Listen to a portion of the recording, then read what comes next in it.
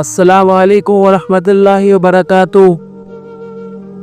اگر آج آپ کے گھر میں ماں باپ بھائی بہن زندہ ہیں تو اللہ کا شکر ادا کرو، کیونکہ بہت سے لوگ قبروں پر کھڑے ہو کر روتے ہیں اور کہتے ہیں کاش ایک بار پھر بولنے کا موقع مل جاتا۔ پریوار صرف فون کے رشتوں کا نام نہیں، یہ وہ نعمت ہے جو نصیب والوں کو ملتی ہے۔ ماں جو خود رو کر بھی بچوں کو ہنساتی ہے، باپ جو تھک کر بھی گھر کی فکر نہیں توڑتا، بہن جو خود کمزور ہو کر بھی بھائی کا حوصلہ بنتی ہے، اور بھائی جو دکھ چھپا کر خاندان کی ڈھال بنتا ہے۔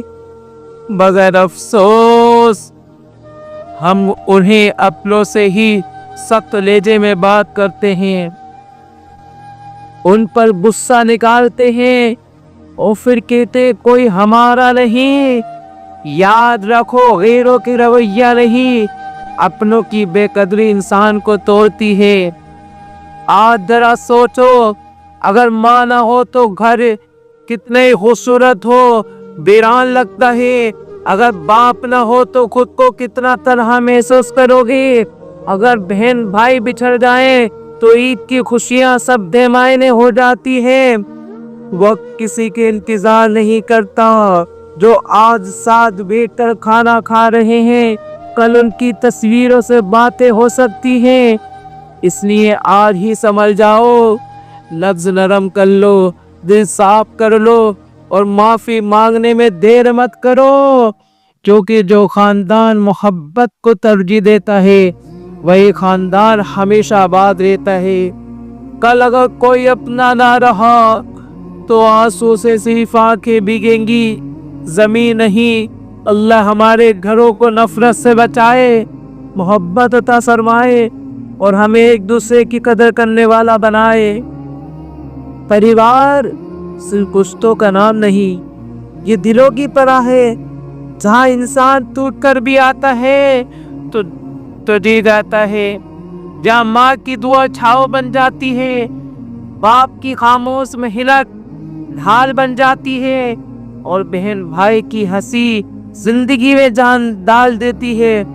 آج ہم ذرا رک کر سوچیں، ہم ایک ہی چھت کے نیچے رہتے ہیں، کب ایک دوسرے سے دور ہو گئے، کب باتوں میں تلخی آ گئی، کب انا نے محبت پر پردہ ڈال دیا۔